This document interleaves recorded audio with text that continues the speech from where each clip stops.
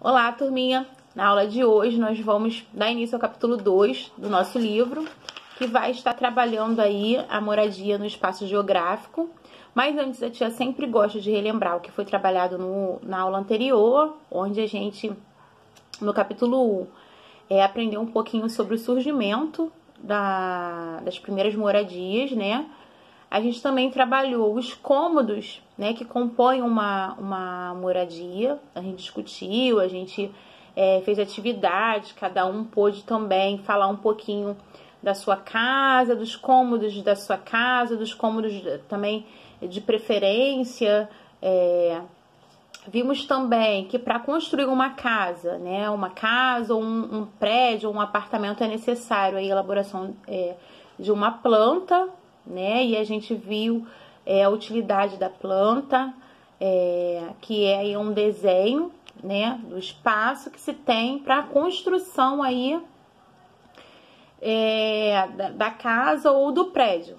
E esse espaço, ele vai determinar aí, ele vai ficar melhor para a pessoa poder verificar quantos cômodos vai ser possível construir dentro desse espaço, né? Do espaço que eu tenho aqui na minha planta. Quantas salas, quantos quartos, enfim, a gente viu, né? Pôde analisar a planta através da atividade e entender melhor, né? Um pouquinho mais sobre como, né, se constrói aí uma casa.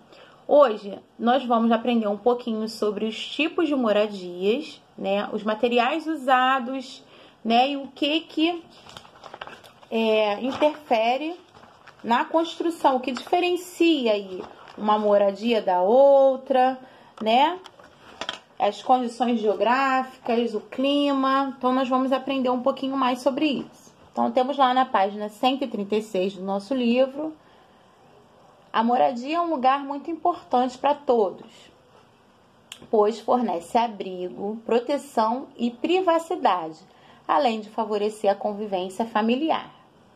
Cada moradia tem uma história associada a um lugar onde se encontra e a realidade das pessoas que nela habitam. Diferentes condições geográficas, como o clima e o relevo, exigem determinadas técnicas de construção e podem definir estilos arquitetônicos, né?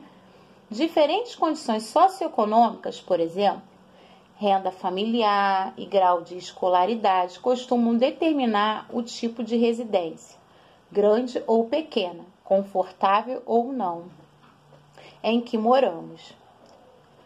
Pessoas pobres muitas vezes moram em locais inapropriados e por várias vezes arriscados. Isso acontece, sobretudo, em países onde os governos e a sociedade não desenvolveram, ao longo da história, políticas públicas e ideias, né, práticas sociais, né, e culturais voltadas para o bem-estar de toda a população. Então, a gente vê aí que nem todo mundo tem moradia, como a gente já trabalhou isso, e que muitas das vezes, por não ter moradia, a pessoa acaba construindo a sua casa em um local inadequado, né? Então, temos lá número 1. Quais são as características ideais de uma residência para 5 pessoas na cidade onde você vive? Aí na página 137. Elabore a planta da casa que você idealizou na questão 1. Aí vocês vão fazer aqui o desenho, né, os cômodos, conforme a gente aprendeu lá no capítulo 1, né, como é que é a planta de uma casa. 3. Registre os problemas que você identificou na primeira foto da seção Vasculhando Ideias. Bom, aqui temos o Siga em Frente, que vai falar sobre os materiais usados para construir as moradias. Então, nas grandes cidades, os materiais de construção das moradias são parecidos. Casas e prédios, né, e apartamentos geralmente são feitos de tijolos, cimentos, né, e aço. Então, aqui no Saiba Mais tem um pouquinho, atualmente os tijolos de barro cozido perderam parte do lugar para os outros tipos de materiais, como os blocos de cerâmica e o de cimento.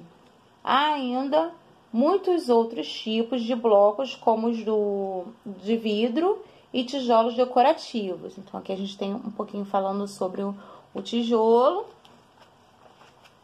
E na página 139, temos lá, em algumas regiões do planeta, não é possível utilizar madeira em razão de sua escassez, nem tijolos pela impossibilidade de montar fornos para produção em grande escala, né? Então, é utilizado aqui, ó, pedras, né, um recurso da própria natureza aí para ir fazendo, né, construindo a casa.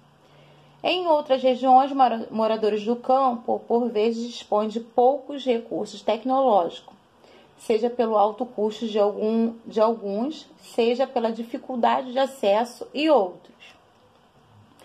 Em outras áreas rurais, os agricultores fazem a colheita e armazenam em galpões ou silos, né, galinhas, né, que ficam em galinheiros, e animais de grande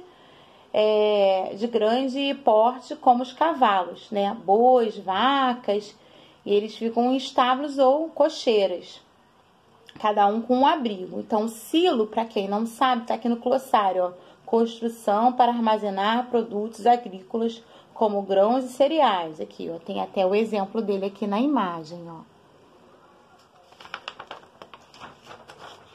Então, na página 140, temos lá, em propriedades rurais, no estado de Santa Catarina, por exemplo, é comum a residência ser construída próximo ao estábulo.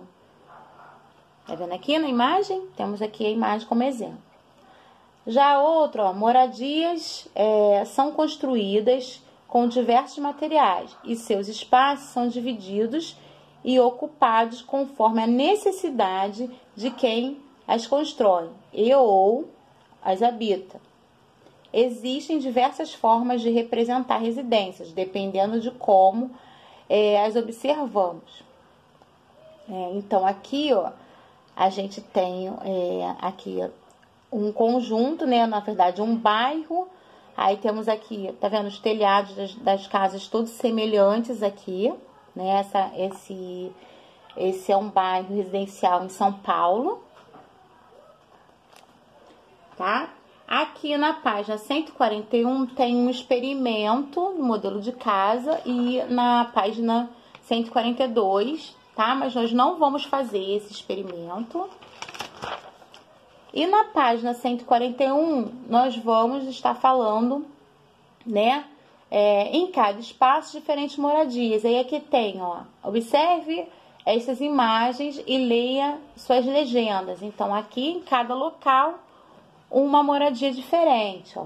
Temos aqui casas construídas sobre palafitas, que a gente já trabalhou, né? Como os ribeirinhos.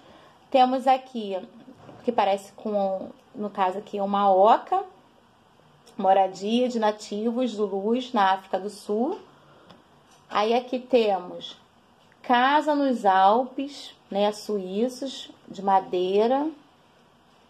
Né? Aí aqui os modelos de casa, né? A tia vai pedir para que vocês leiam cada legenda, né? Para conhecerem um pouquinho mais sobre modelos de casas por aí, né? Pelo mundo. Essa aqui também é um modelo que vocês já viram, né? Dos iglus, né? Que são feitas aí de blocos de gelo, né? E a tia acabou de falar da comum os ribeirinhos, né? Que são as de palafitas. As ocas, mais um exemplo, né? E as casas adaptadas à região, né? As regiões mais quentes, né? No caso aqui, na cidade da Grécia. Tá vendo? Elas são bem no alto, essas casas. Uma amontoada, né? Uma em cima da outra, bem próxima das outras, bem juntinhas. Tá vendo? Então, aqui, temos lá as moradias também diferem conforme a cultura que as produz. Muitos povos indígenas brasileiros constroem suas casas com madeiras, palha e palha retirada das florestas. Bom, pessoal,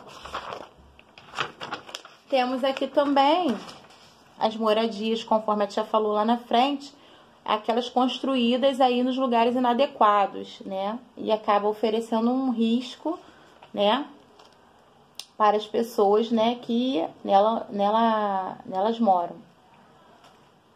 Aqui, temos aqui na página 147. Quais as ações dos seres humanos acabam tornando uma área inadequada para a construção de moradias? Aí vocês vão ler o textinho, né, que a tia não leu para não ficar muito longo, né, o texto, procurou palavras, né, mais adequadas para vocês entenderem melhor, mas vocês podem estar lendo com calma o textinho daqui de trás e das outras páginas, né, para estarem aí respondendo as questões.